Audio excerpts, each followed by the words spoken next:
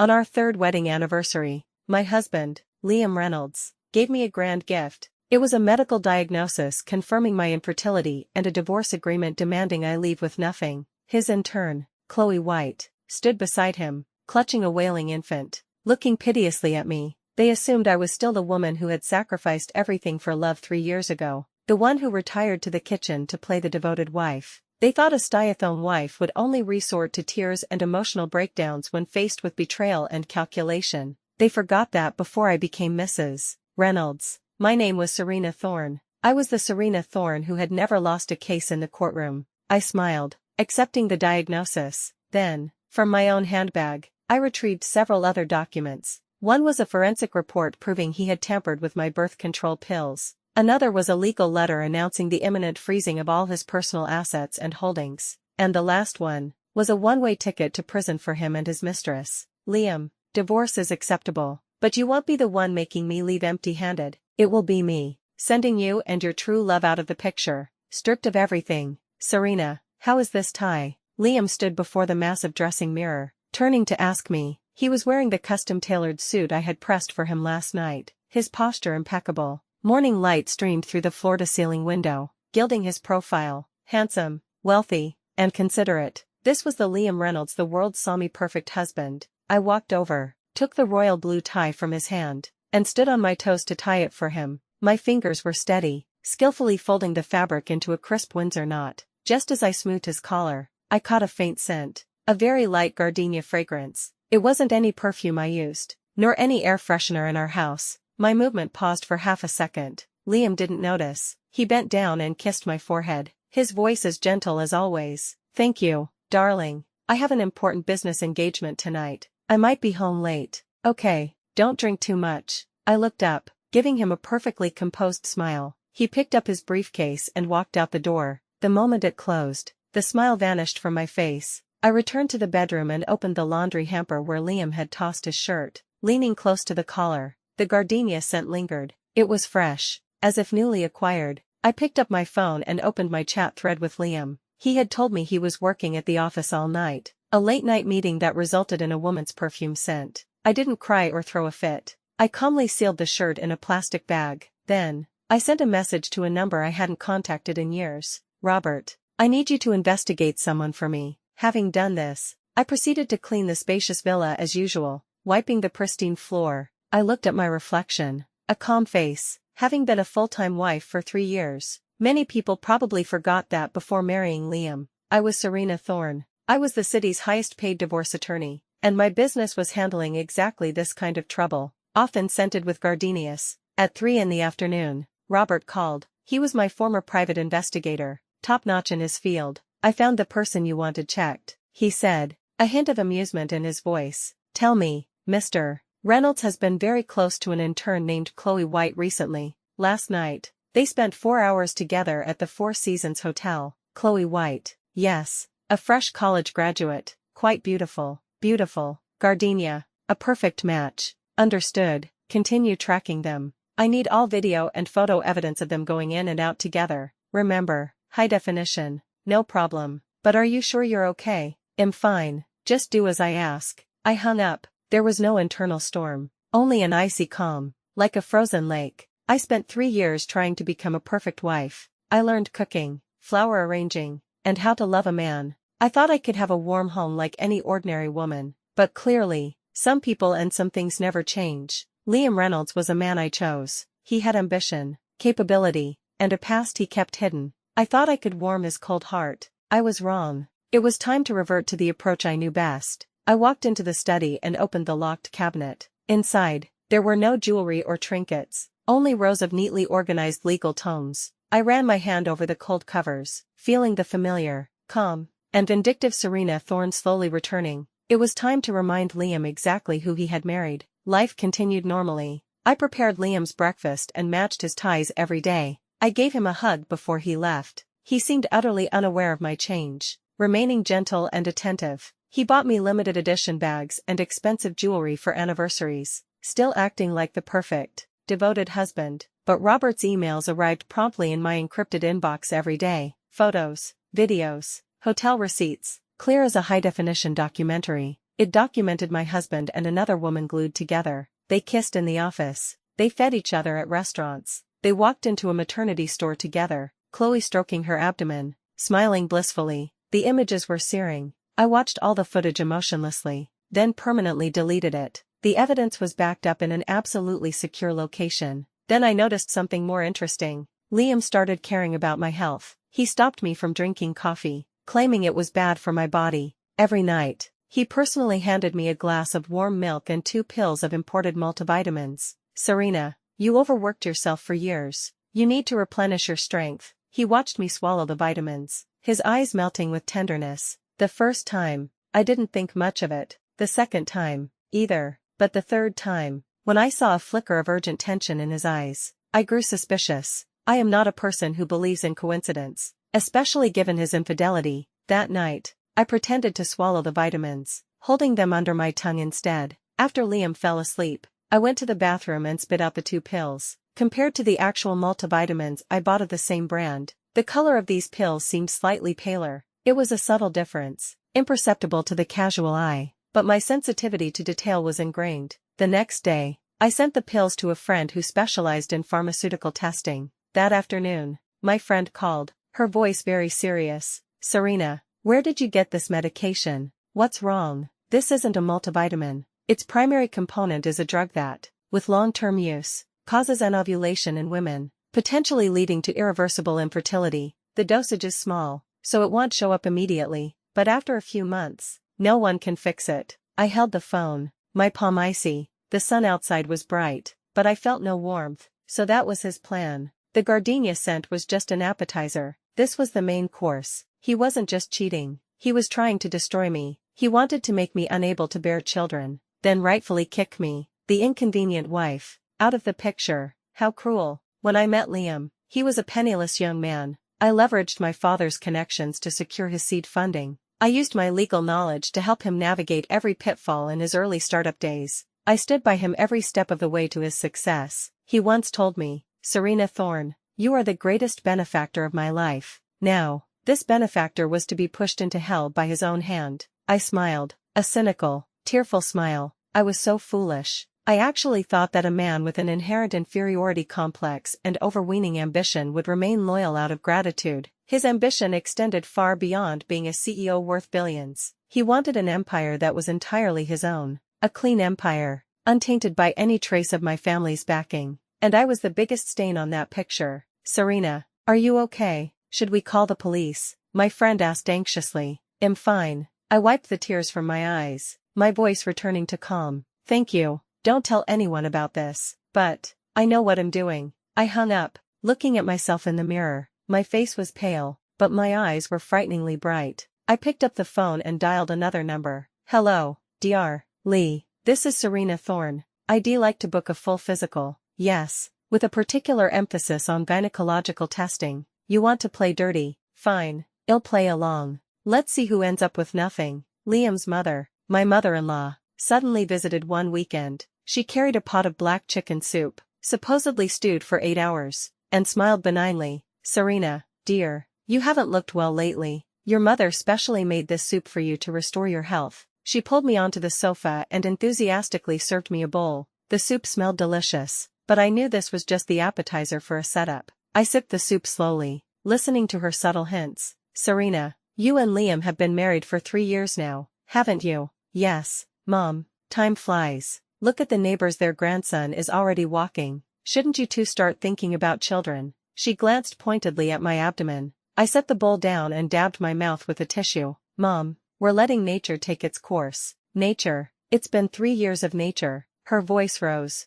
the benign smile vanishing. "Serena, don't take offense, but I have to be direct. Liam is the only male heir in the Reynolds family. We can't let the lineage end with him." I looked at her slightly distorted face, a cold laugh brewing inside me. When Liam and I got married, she was the first to object, complaining that a privileged girl like me couldn't possibly take care of her son. It was only after my father's company rescued Liam's firm from the brink of bankruptcy that her attitude did a complete reversal. She became my good daughter-in-law. Her realism was terrifying. What good is a woman's career? A chicken that won't lay eggs is useless. Seeing my silence, her words grew nastier. My hands, resting on my lap, slowly tightened. Mom, did you come here just to tell me this? I am only looking out for you both, she insisted. Serena, why don't you two go get a checkup? See whose problem it is. If it's Liam's, well, cure it. If it's yours. She paused, her eyes meaningful. Then we need to make early arrangements, shouldn't we? Early arrangements. A fine early arrangement. They were playing the classic good cop, bad cop routine. The son administering the poison, the mother applying the pressure, step by step, pushing me into their trap. I stood up, maintaining my gentle smile. Mom, you're right. I agree. It is time for a checkup. My mother-in-law's eyes instantly lit up. Really? That's wonderful. I know the head of gynecology at Concord Hospital. I'll make an appointment for you tomorrow. No need, Mom. I interrupted. I already have an appointment. Next week. You do? You made it yourself. She sounded surprised. Yes. It's no good dragging this out. I walked to her side and affectionately hooked my arm through hers. Mom, don't worry. Whether it's my problem or Liam's, I'll accept it gracefully. After all, we are husband and wife. I emphasized the phrase husband and wife. My mother-in-law looked slightly uncomfortable, but joy soon covered it. That's the best way to think. Serena, you truly are a sensible child. She patted my hand, satisfied, and left. Watching her leave, the smile on my face hardened into a cold mask. Sensible. In their eyes, my sensible path involved me going to the hospital, receiving a fake infertility diagnosis, and then shamefully and voluntarily leaving empty-handed. Too bad. I was about to disappoint them. I was the director of this play. Everyone else was merely an actor, and I loved watching actors panic when the script changed unexpectedly. I returned to the room and opened my laptop. Robert had sent new information. Liam's company's financial records for the past 6 months, several transfers, totaling tens of millions, went to an overseas trust account. The holder of the account was Chloe White. He hadn't just given her his love, he had given her our money, our marital assets. Perfect. According to marital law, Article 27, if one spouse hides, transfers, sells, or damages communal property, or falsifies debt to encroach upon the other spouse's assets during divorce, that spouse may receive less or no communal property. Liam, you legal illiterate, did you forget what I do for a living? Every cent you transferred was another brick you added to your own empty-handed departure. I kept my promise and went to the hospital, the one I had secretly chosen, not the one my mother-in-law suggested. Dr. Lee was a senior colleague of my university friend and highly reliable. I underwent a full gynecological checkup. The results came quickly. Everything was perfectly normal. My body was as healthy as could be. I sat on a hospital bench for a long time, holding the report. I felt a sense of finality, mixed with lingering sorrow. I truly had loved Liam once. I loved the man who clumsily made me soup when I was sick. I loved the man who hugged me after his startup succeeded, saying, Serena, we finally made it. But all those memories now felt like a joke. I put the report away and drove to the other hospital, Concord Hospital. Liam had already arranged everything for me. I was greeted by an associate director named Dr. Wang. He looked at me with an easily missed mixture of pity and avoidance. I knew exactly what was going on. The examination process was quick blood tests, ultrasound, all routine. 3 days later, Dr. Wang personally called me to collect the report. Liam came with me. He held my hand, his palm warm, his expression concerned. Don't be scared, Serena, whatever the result, I'll be with you. His acting was getting better and better. It was a shame he wasn't up for an Oscar. In Dr. Wang's office, he handed me a report, his face grave. Mrs. Reynolds, according to the results, your fallopian tubes are severely blocked. Natural conception is nearly impossible. He spoke with great delicacy. I went rigid. I took the report, my hand slightly trembling, my eyes moistened right on cue. I buried my face in Liam's chest, my shoulders shaking, letting out suppressed sobs. How could this happen? How could this be? I cried hysterically. Liam held me, gently patting my back, murmuring words of comfort. It's okay, Serena, it's okay. Medical science is so advanced now, we can still try IVF. His voice was so tender, but I could feel the muscles tense beneath the arm he held around me. It was the physical manifestation of suppressed excitement and joy. He must have believed he had succeeded. His biggest obstacle was about to be cleared. I lifted my head from his chest, looking at him with tear-filled eyes. Liam, I'm sorry, it's my fault. I let you down. I let the Reynolds family down. My voice was filled with self-blame and guilt. Silly girl, don't say that. He wiped my tears with his fingers. We're husband and wife. Don't speak such words. The more devoted he acted, the more disgusted I felt. Leaving the hospital, the sunlight was blinding. I clutched the fake infertility report in my hand. The paper was thin but felt heavy as 1,000 pounds. This was the knife they handed me, a knife intended to pierce my heart and force my exit. I carefully placed it in my bag. I would keep this knife safe. When the time was right, I would plunge it deeply back into their hearts. The car ride home was silent. Liam assumed I was too heartbroken to speak. He didn't know my mind was racing. The evidence was almost complete. Witness testimony, physical evidence, financial records, everything was in order. It was time to spring the trap. I leaned against the window, watching the city lights blur. I had lived in this city for 30 years. I once thought I would grow old with Liam here. Now, that dream was shattered. Good. There was no point in clinging to a broken dream. Serena Thorne's life was never built on a man. Not before, not now, and certainly not in the future. Back at home, I locked myself in the room for the entire day. Liam and his mother assumed I was heartbroken and needed time to recover. They didn't know I was making the final arrangements for the war ahead. I meticulously organized all the evidence into 3 separate backups, an electronic copy in the cloud, a physical copy locked in a bank safety deposit box, and the final copy delivered to my lawyer. Henry Zhou, my university debate partner, was now a top commercial lawyer. We were friends through fire and water. At the cafe, Henry looked at the stack of documents I presented, his face darkening.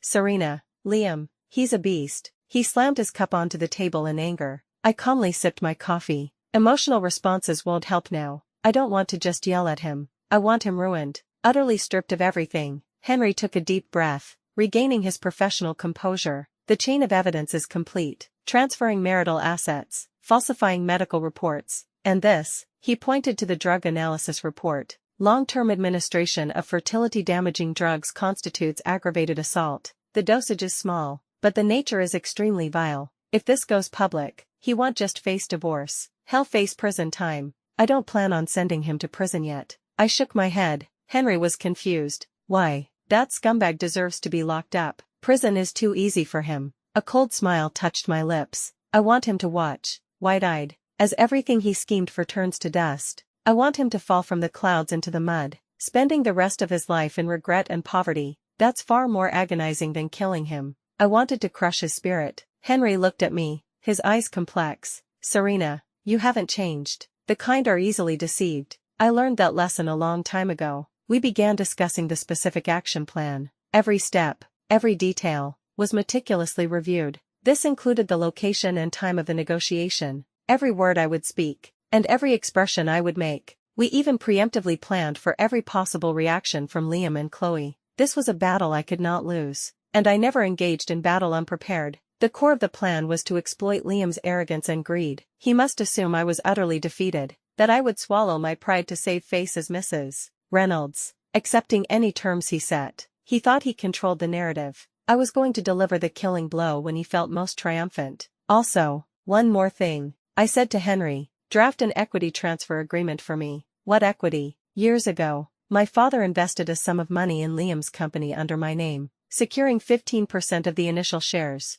Liam doesn't know this. He always thought the money was an unconditional grant from my father. This was the final ace my father left me. He never fully trusted Liam. Experience speaks louder than words. Henry's eyes lit up. 15% of the original shares. With Liam's company now valued at billions, that stake is priceless. I finished his thought. I want to recoup all the money he illegally transferred, with interest, and I want him to lose controlling interest in the company. Henry stared at me for a moment, then sighed. Serena, you're aiming for his throat. He aimed for mine first. I picked up my coffee cup and drained it. The coffee was bitter, but my heart felt an unprecedented sense of calm and resolve. Leaving the cafe, I texted Liam. Liam, let's talk. Tomorrow at 10 a.m. At the house, he replied quickly. Okay, one word, sharp and decisive. Through the screen, I could picture his smug, self-satisfied face. He certainly thought I was coming to terms with his demands. Tomorrow was the day of reckoning. I returned home and carefully chose a red dress.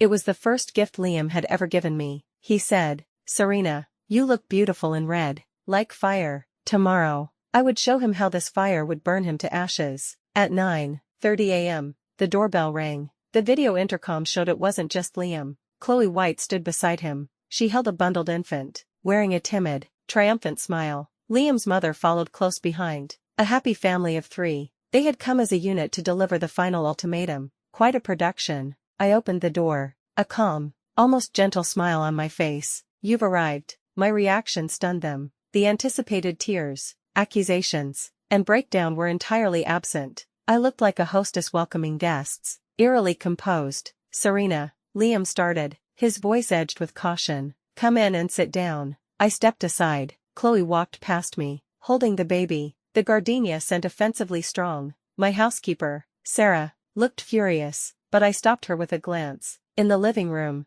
I served them tea premium de Hong Pao. "What is it you wanted to discuss?" I sat on the single sofa opposite them, maintaining an elegant posture. This wasn't a divorce negotiation. It was a casual afternoon tea. My mother-in-law was the first to lose patience. She cleared her throat, adopting the tone of a senior authority figure. "Serena, we won't hide anything now." "Chloe." She gave Liam a son. She gestured to the baby. Chloe lowered her head submissively, exposing her pale neck, her eyes red. The picture of a woman suffering a great injustice. The Reynolds family cannot be without an heir. You know about your own body." "Yes, I know." I nodded, looking at Liam. "So, what is your decision?" My composure unnerved Liam. He seemed to sense something amiss but couldn't place it. He steadied himself, retrieved a document from his briefcase, and slid it toward me. "Serena, let's get divorced." I picked up the document. Divorce agreement. It clearly stated that the breakup was due to the wife's inability to conceive. Following mutual consultation,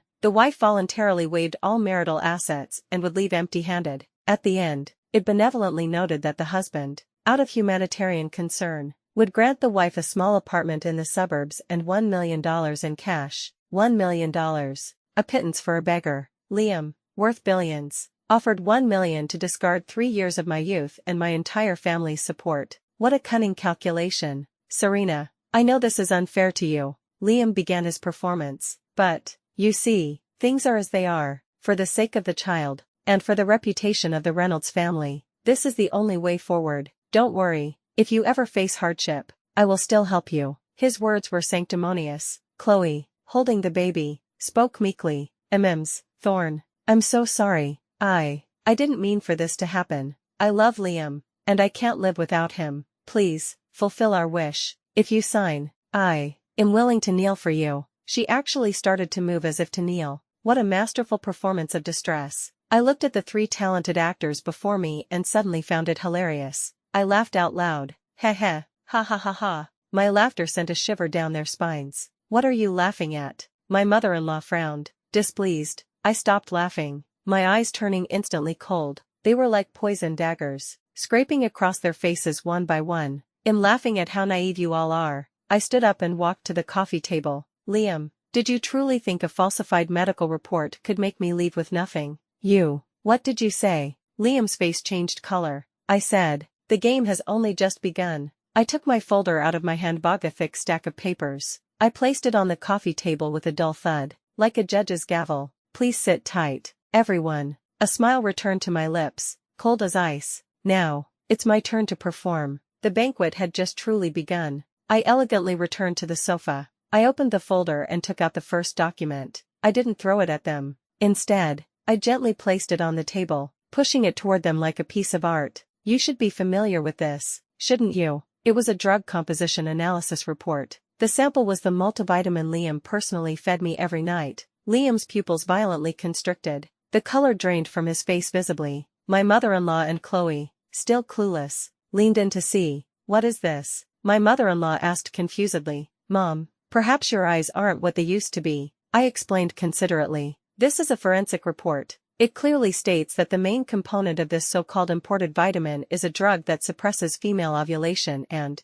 with long-term use, causes permanent infertility." My voice was quiet, but every word struck them like a heavy hammer. My mother-in-law instantly went pale. She looked at her son in disbelief. Chloe was stunned too, instinctively tightening her hold on the baby. "Liam, you brought this medicine from an overseas friend, right?" I looked at him, my eyes glacial. "You watched me swallow it every night. You told me it was for my own good. Your version of good is certainly unique." I didn't know. I didn't know what that medicine was. My friend tricked me." Liam immediately began to justify himself. His reaction was entirely within my expectation. "Is that so?" I smiled. pulling out several photos from the folder. Then look at these. The photos showed Liam meeting an unfamiliar man at an illicit pharmaceutical warehouse. The images were perfectly clear: time, location, and people, all identified. This man isn't your overseas friend. He's a drug trafficker who specializes in selling these illegal substances. Liam, you went to great lengths to make me infertile.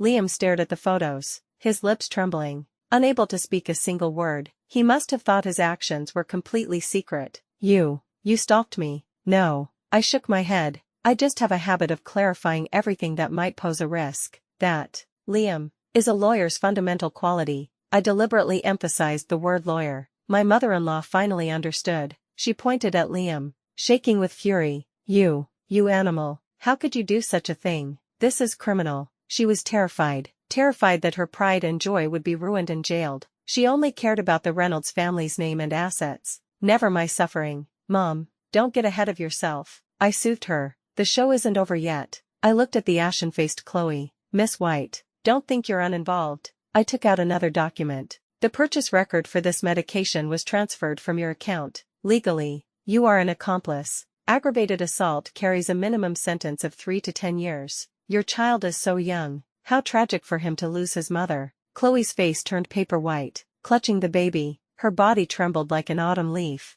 No, it wasn't me. Liam made me do it. I didn't know anything. She immediately shifted all blame. It was hilarious. Rats scattering when the ship sinks. Their so-called undying love was collapsing under the weight of hard evidence. Is that so? I watched them tear each other apart, feeling immense satisfaction. Liam, do you still think I'm the housewife you can manipulate? He didn't answer. He stared at me, his eyes filled with shock, terror, and a hint of malice. He must have been wondering how he married such a terrifying woman. Don't worry, that was just the appetizer. I collected the forensic report and put it back in the folder. Then, I pulled out the second piece of evidence. Next, let's discuss my infertility. My gaze drifted to their prized asset, the Concord Hospital medical report. The play was only halfway through. I picked up the falsified Concord Hospital report, which claimed my fallopian tubes were severely blocked. This report is truly flawless, I said, and then tore it in half. Under their stunned gaze, I tore it into quarters, then eighths. Finally, I tossed the fragments into the trash can like garbage. You thought a fake report could serve as evidence. You're lying. How can that be fake? Dr. Wong from Concord said it himself. My mother-in-law shrieked. Dr. Wong. I smiled. Mom, you mean Dr. Kyle Wong, Liam's university classmate, don't you? Liam promised him the head of department position if he pulled this off. Right. Liam's face was beyond miserable. It was the color of death. I ignored them and pulled out my real ace. My genuine, all-clear medical report from the other hospital, and a recording of Liam and Dr. Wong meeting at a cafe. I placed the recorder on the table and pressed play. Old friend, you have to help me this time. Liam's voice. Liam, this is too risky. Falsifying a medical report is illegal. If I'm caught, I'll lose my medical license. Dr. Wong's voice. Don't worry, she's just a housewife. She knows nothing. As long as the report looks official, she'll never find out.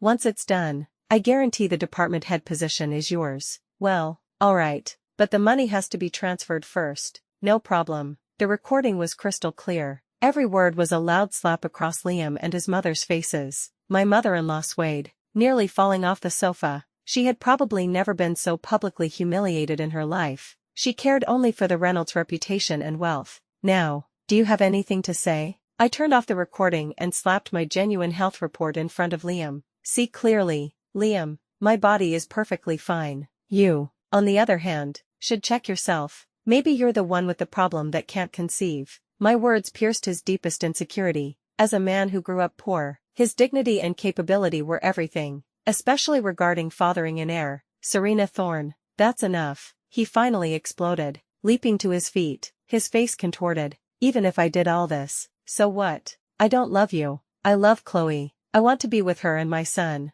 What do you want from me? He was giving up. What do I want? I leaned back on the sofa, studying him calmly. Nothing much. I just want you to know that divorce is acceptable. But you aren't dumping me. I'm discarding you. And the person leaving with nothing isn't you. You're dreaming. He roared. The company is mine. This house is mine. How dare you demand I leave empty-handed? Demand. I smiled. With this, I pulled out the third, thickest document from the folder. Liam, In our 3 years of marriage, you transferred 15 transactions to an overseas account, totaling $370 million. This money went straight into a trust fund under Miss White's name. You thought you were being clever, but the manager of that offshore company is an old friend of my father's. I spread the detailed financial flow report across the table, page by page. It looked like a carefully woven hunting net. According to the marital law, severely transferring communal assets during marriage can lead to a reduction or total loss of assets upon division. $370 million. Liam, do you think that qualifies as a severe offense? He stared at the detailed records, his body beginning to tremble, not from anger, but fear. You. He pointed at me, unable to form a complete sentence. His proud business empire, the financial fortress he had built, now had its first crack, and I was going to ensure its complete collapse. This is only the beginning, I told him, every word deliberate. Next, let's discuss whose company yours actually is. My company is mine. Of course, Liam shrieked, like a cornered animal. Is that so? I pulled out the final document, a slightly yellowed equity agreement. 10 years ago, when you founded Reynolds Tech, the registered capital was $5 million. You told me you were broke and begged my father for help. My father gave you the money as a favor to me. Yes, so what? That was Uncle's support for me, recognition of my ability. He was still trying to save face. Support, recognition. I sneered. Liam, you overestimate yourself. My father doesn't make investments without returns. I pushed the equity agreement toward him. Look closely, that $5 million was not a grant. It was an angel investment. The investor is me, Serena Thorne. According to this agreement,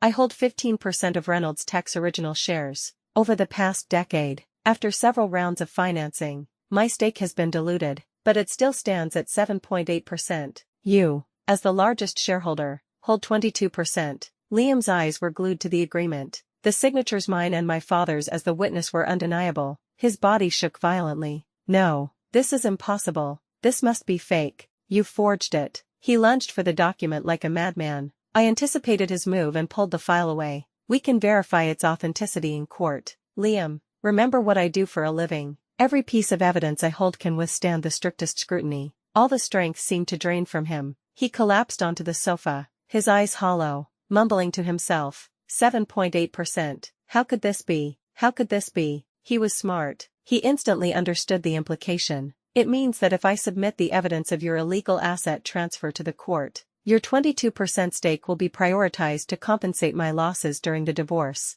and I will become the new majority shareholder of Reynolds Tech. I stated the terrifying conclusion for him. The commercial empire you painstakingly built is about to change its surname to Thorne. Thump. My mother-in-law slid off the sofa and onto the carpet. She pointed at me, her lips trembling, trying to curse but unable to form a word. She must have thought I was a terrifying demon. Chloe was equally stunned, shrinking into the corner, clutching the baby and shaking uncontrollably. The $370 million in her account, once her financial security, had become a ticking time bomb. The entire living room fell into dead silence. Only the baby's occasional, confused cries broke the stillness. I stood up, looking down at them, looking at the man who was once proud and successful, now slumped like a dead dog. Liam, I offer you 2 paths. My voice was quiet, yet final, like a verdict. First, we go to court. I sue you for infidelity, asset transfer, and aggravated assault. With the evidence I hold, I guarantee you will leave empty-handed,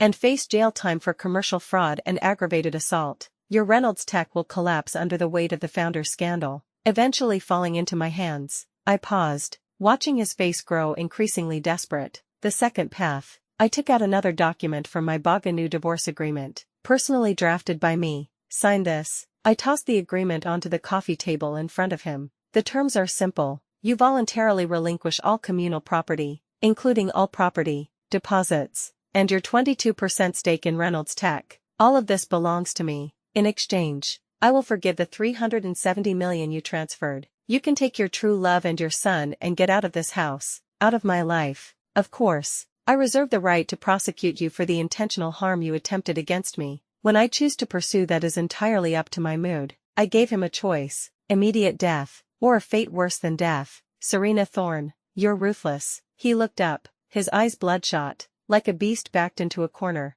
Ruthless, I smiled. Compared to what you did to me, what is this? I at least left you a path to freedom, didn't I? I was taking away all his money, but he kept his freedom. He could still be with the woman he loved and his son. He would live the kind of poor life he once despised. This, perhaps, was a punishment more unbearable than death itself, and that was exactly the effect I wanted. Liam stared at the agreement. His expression was a battle of desperation and calculation. I knew he would take it. He was profoundly selfish and clung to his life. Freedom, to him, was more important than wealth. As long as he was free, he believed he could rise again. My mother-in-law wailed dramatically on the floor. "Don't sign it, Liam, don't sign. We'll lose everything." She tried to grab the agreement. Liam shoved her away. "Enough, stop shouting." It was the first time he had roared at his mother since our marriage. Then, his hand shaking, he picked up the pen on the table. His eyes were blank. He knew he had no choice. Against my meticulous planning, he had no chance of turning the tables. Continuing the fight would only ensure a worse loss. He flipped to the last page and scrawled Liam Reynolds on the signatory line.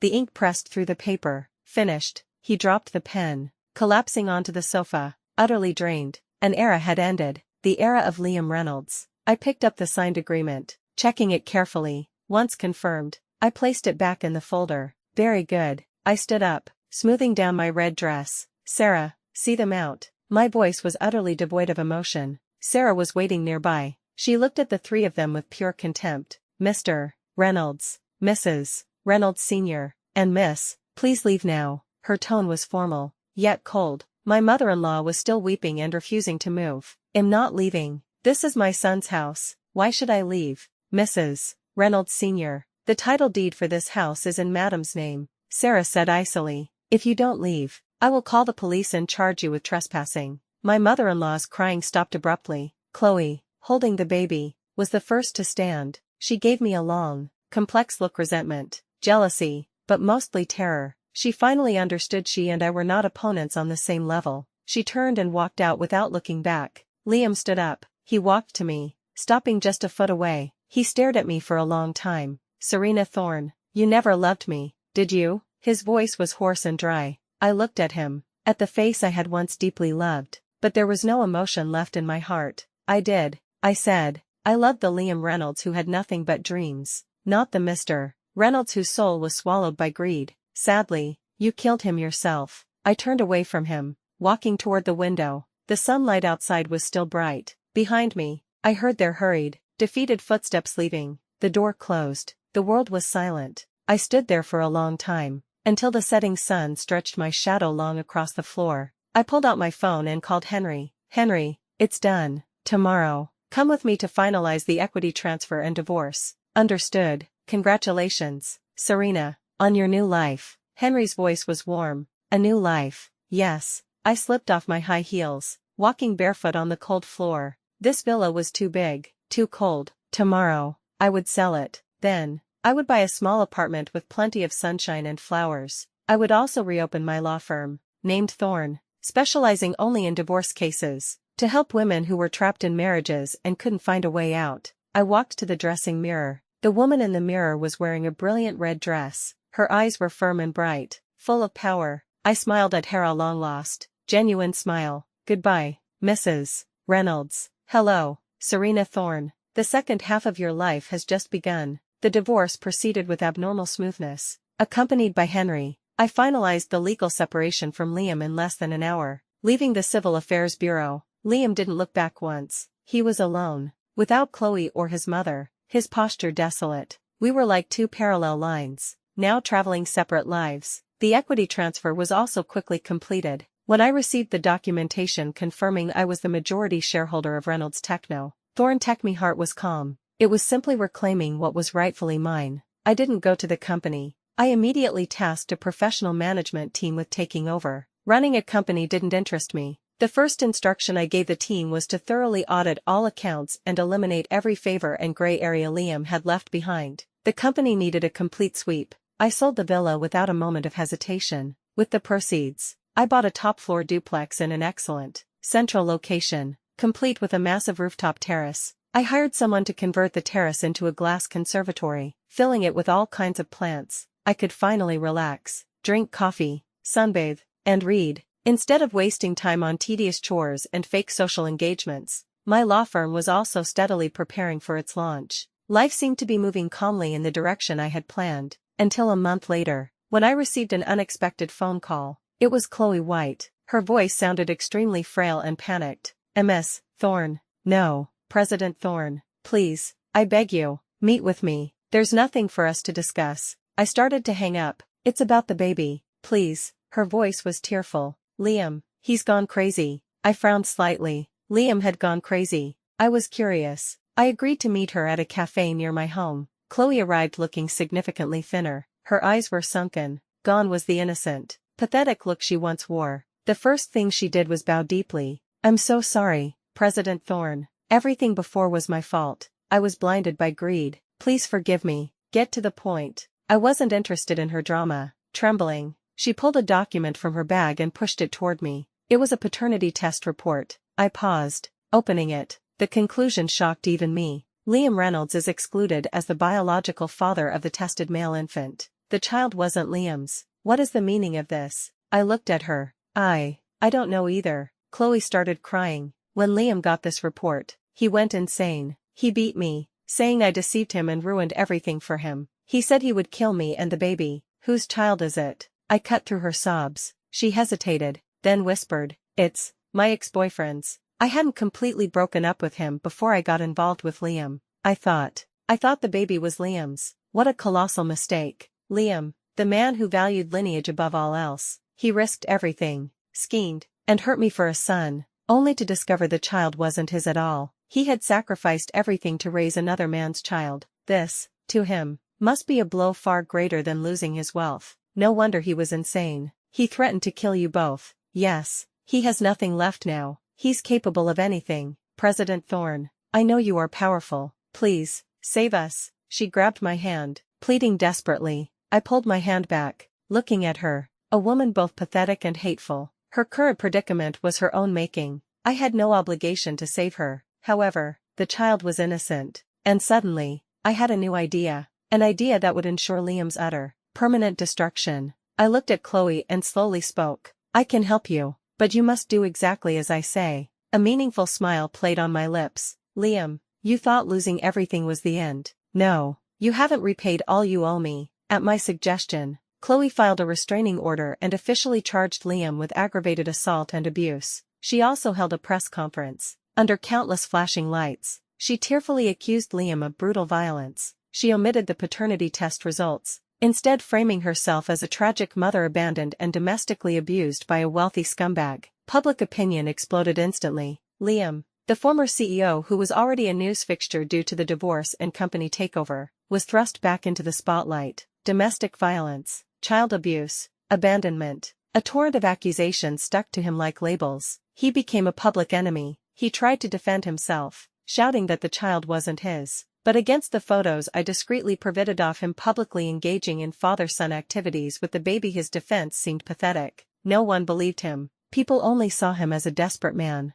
ruined in business and taking his rage out on his wife and son. His social death was quicker than I anticipated. A court summons arrived at the shabby apartment he was renting. Convicted of aggravated assault with irrefutable evidence, he was sentenced to 1 year in prison. The moment the police led him away, he looked through the cruiser window and saw me. I stood nearby, watching him calmly. His eyes were full of malice and defeat. He probably couldn't fathom why I would pursue him so relentlessly. I wouldn't tell him the full reason. I did this not just for revenge, but for my own safety. A man like Liam, who resorted to desperate and cruel measures in times of crisis, was a constant threat if left free. I couldn't let my new life be overshadowed by his presence. Locking him up was the safest, most definitive solution. As for Chloe, once the controversy died down, I would give her money to leave the city with her child, never to reappear. That pawn had served her purpose. With everything concluded, I drove to the seaside. The wind whipped my hair, carrying the salty air. I checked my phone, glancing at Thorntech's stock price. Since I took over, it had not only stabilized but was rising pleasantly. My law firm was set to officially open next week. Client appointments were already booked solid for 3 months. My life was clearer and brighter than ever before. I took out the lighter that Liam had given me as a promise of love, the one I had kept in my bag. I once cherished it. Now, it meant nothing. I flung it into the endless ocean, a small parabola, quickly swallowed by the waves. Just like Liam, he would eventually vanish from my life. No, not just Liam. All the people and things that had tried to define me. confine me, or hurt me, they would all sink to the seabed, never to return. I turned around and walked toward the sun. Behind me, the waves crashed against the rocks, tireless. I knew the road ahead wouldn't always be smooth, but so what? I was Serena Thorne now, the mistress of my own life, the captain of my own destiny. I was ready to conquer the waves.